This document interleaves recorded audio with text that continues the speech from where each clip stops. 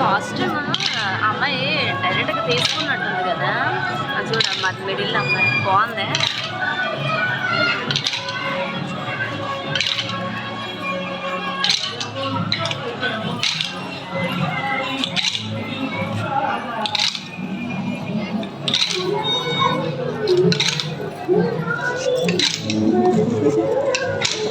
నామం పెట్టలేదే మీ వాడికి, నామం పెట్టలేదే మీ వాడికి.